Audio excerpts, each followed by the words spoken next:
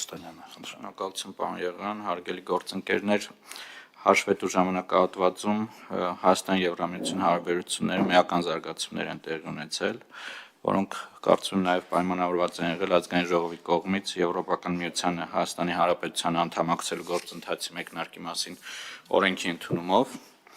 Եթե հակիրճ ամփոփենք, ապա կարող ենք ասել, որ տարվա ընթացքում Հայաստան-Եվրամիություն գործընկերության դինամիկ զարգացումը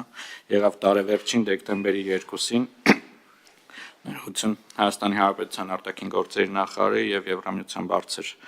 ներկայացուցիչ Կայա Կալասի եւ ընդլայնման հարցերով Եվրոպական հանձնակատար Մարտակոսի կողմից Հայաստանի Հանրապետություն Եվրամիություն գործընկերության ռազմավարական օրակարգ փաստաթղթի ընդունումով, որը գալիս է լրացնելու համապարփակ եւ ընդլայնված գործընկերության համաձայնագրին, սահմանելով կարճաժամկետ եւ միջնաժամկետ հավակնոտ առաջնահերթություններ հնարավոր բոլոր ոլորտներում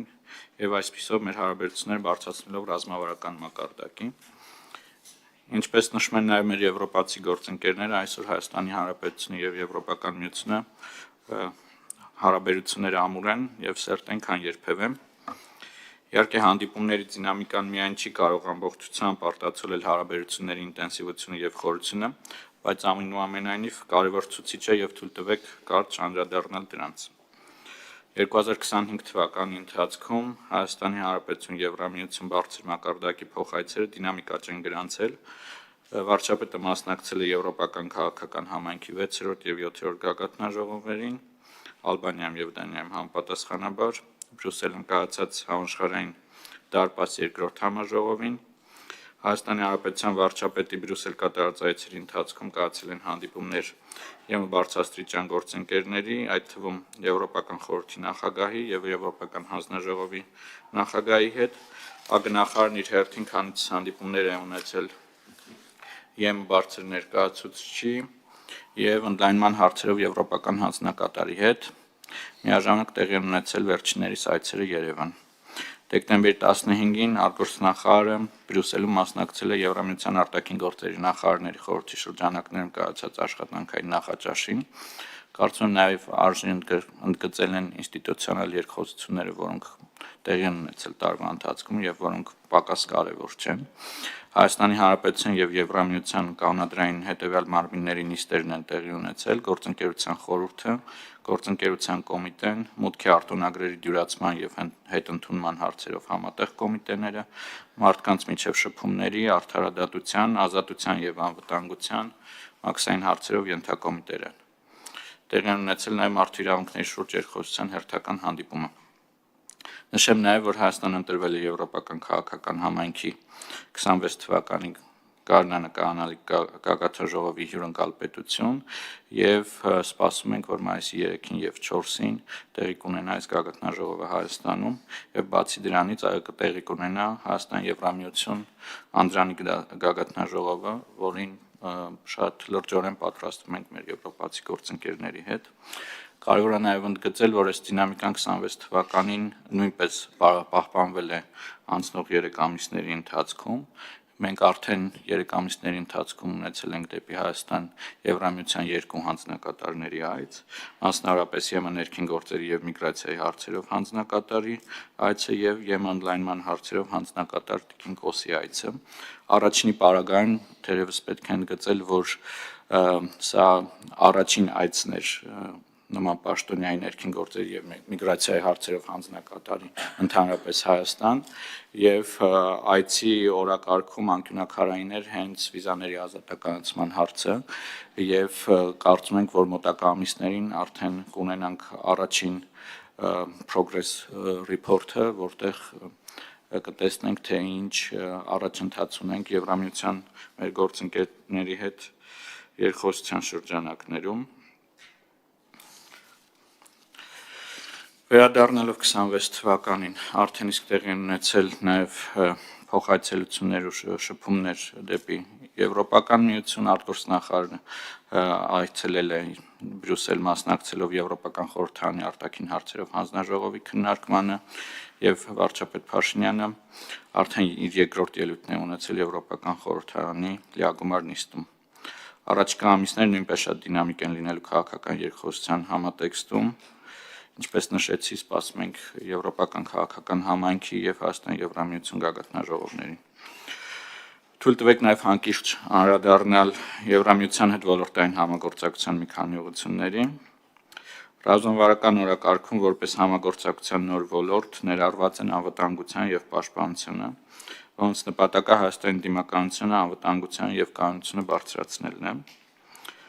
Նախորդ տարվա հունվարի 30-ին Հայաստանում ԵՄ քաղաքացիական առաքելության մանդատը երկարաձգվել է եւս 2 տարով։ Հունիսի 30-ին Երևանում արտգործնախարար Միրզոյանի եւ ԵՄ բարձր ներկայացուցիչ Կալասի կողմից համատեղ տրվել է Հայաստանի Հանրապետություն Եվրամիություն անվտանգության եւ պաշտպանության վերաբերյալ խորհրդակցությունների մեկնարկը։ Նույն օրը ստորագրվել է Հայաստանի Հանրապետության եւ Եվրոպական միության միջև Եվրոպական միության ճգնաժամային կառավարման գործողություններում Հայաստանի Հանրապետության մասնակցության շրջանակը սահմանելու մասին համաձայնագիրը, որը խորհրդարանի կողմից վավերացվեց նախորդ տարվա նոյեմբերի 28-ին։ Հայաստանը աջակցություն է ստացել 10 միլիոն եվրո առաջին փաթեթի եվրոպական խաղաղության գործիքի ներքո, 26 թվականի սկզբին որոշում է կայացվել 20 միլիոն եվրո երկրորդ փաթեթը տրամադրելու մասին, եւ մենք արդեն իսկ սկսել ենք քննարկումները երրորդ փաթեթի շուրջ մեր եվրոպացի գործընկերների հետ։ Եթե թույլ կտաք, նաև կարճ անդրադառնամ ֆինանսական աջակցությունը Եվրամիության կողմից 270 միլիոն եվրոյի ընդհանուր ծավալով դիմականություն եւ աճ ծրագրի մասին արդեն իսկ խոսեցինք։ Հուլիսի 16-ին Լյուքսեմբուրգում փոխվարչապետ Գրիգորյանի մասնակցությամբ տեղի ունեցել ֆինանսների նախարարի եւ Եվրոպական ներդրումային բանկի փոխնախագահի կողմից Հայաստան դիմականություն ունի ծրագրի 50 միլիոն եվրո ծավալի վարկային համաձայնագրի ստորագրումը։ Հայաստանի Հանրապետություն Եվրամիություն գործընկերության խորհրդի դեկտեմբերի 2-ին Բրյուսելում կայացած նիստի ավարտից հետո բարձր ներկայացուցիչ Կալասը հայտարարել է Հայաստանին 15 միլիոն եվրո աջակցություն տրամադրելու մասին ականազերծման, վստահության ամրապնդման, խառնածին սպառնալիքների դեմ եւ կիբեր անվտանգության ուղղություններով 25 թվականին ԵՆՕ անդամ երկրները կոնսենսուս են ձեռք բերել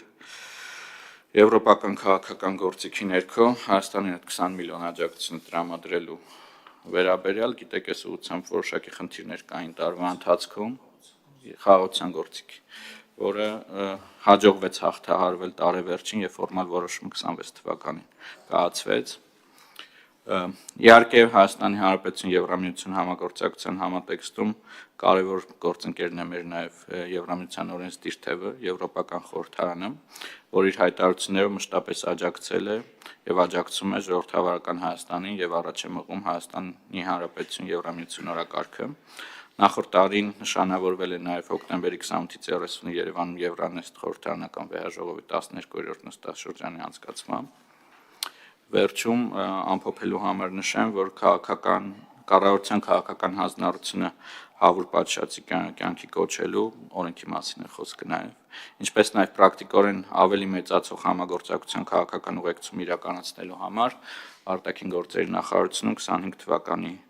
ավարտին կառուցվածքային փոփոխություն է տեղի ունեցել, որի արդյունքում ստեղծվել է առանձին եվրոպական ինտեգրման վարչություն եւ այս վարչությունը պատասխանատու է լինելու քաղաքական երկխոսության, ինչպես նաեւ ԵՄ հետ ոլորտային համագործակցության առաջնորդման համար։ Հիմա մենք որպես իրականացնելու համար այն օրենքը, որը ընդունվել է խորհրդարանի կողմից, մեր քաղաքականությունն է առաջ շարժվել ԵՄ-ի հետ հնարավորինս ավելի սերտ ոլորտային ինտեգրացիայով եւ հենց այս ինտեգրացիայի ուղղությամբ էլ ոլորտային ինտեգրացիայի ուղղությամբ աշխատելու է նաեւ նորաստեղծ վարչությունը եւ ըստ էության ռազմավարական օրակարգ Հայաստանի Հանրապետություն Եվրամիության համագործակցության փաստաթուղթը շատ լավ ուղենիշային փաստաթուղթ է հենց նաեւ ոլորտային համագործակցության եւ ոլորտային ինտեգրացիայի խորացման ուղղությամբ սիրով կպատասխանեմ հարցերին։ Շատ լավ։ Դեսպանատան մասին նշեցիք, պարոն Կոստյան, դեսպանատան մասին նշեցիք, նոր շենքի ձեռքբերման բաց թողեցի, թե չնշեցիք։ Հա, Բրյուսելում երկու բառով էլ դա էլ խնդրում եմ ասեք, կոնտեքստը, գինը, քաղաքական նշանակությունը, հա, եթե կարելի է այդ գործարքի։ Քաղաքական նշանակության մասին դեսպանություններ ձեռք բերելու քանից խոսել ենք, դրա կարևոր ազդակներից մեկը նաև այն լրտությունն է, որ մենք հաղորդում ենք հարաբերություններին տարբեր գործընկերների հետ, բայց նաև շատ պրակտիկ կոմպոնենտ էլ ունի, հաշվի առնելով, որ մեր համագործակցությունը մեծանում է, մենք մեր դիվանագետների թիվն ենք նաև Բրյուսելում մեծացրել, իսկ այն ֆիզիկական ենթակառուցվածքը, որը մենք ունենք Բրյուսելում,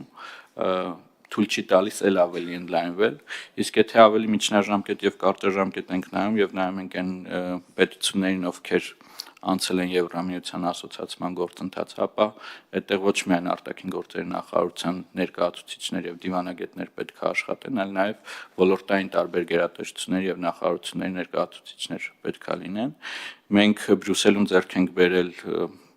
բազմահարկ, եթե չեմ սխալվում, 4 հարկանի նոր շենք, որտեղ կկարողանանք թե կազմակերպել այս ամբողջ աշխատանքը, թե հանդիպումներ իրականացնել եւ հանրային դիվանագիտությանը զարկ տալ, հաշվի առնելով այն ֆիզիկական ենթակառուցվածքը, որը ունենք։ Այսքան։ Հա, շնորհակալություն, իսկապես տպավորիչ շենք է, ես տեսել եմ եւ նաև պրակտիկ առումով շատ հարմար, նաև այսպես այո, ավելի մասսայական միջոցառումներ կազմակերպելու մեր ինչ ասեմ, այնտեղի ներկայությունը ավելի հանրահռչակելու մեր մշակույթը այնտեղից ինչ որ միջոցառումներ հյուրընկալելու տեսանկյունից արվեստ, մշակույթ, չգիտեմ, տարբեր հավաքներ, ես պիտի ասեմ, որ բուն շենքի տեղը, դիրքը, տեսքը պակաս դիվանագիտական նշանակություն չունի, քան այն գործառույթները, որոնք այնտեղ իրականացնում, դա առաջին տպավորությունը ինչպեսին որ լինում է, շատ դրանից հետո կախված լինում մնացյալ վերաբերմունքը, այնպես որ նորությունը իսկապես շատ լավն է։ Չէ, այդտեղ որպեսզի թյուրըմբռնում չստեղծվի նշեմ, որ մենք դեռևս վերանորոգման աշխատանքներ պետք է իրականացնենք շենքում եւ չենք տեղափոխվել, բայց գործընթացը ընթացքի մեջ։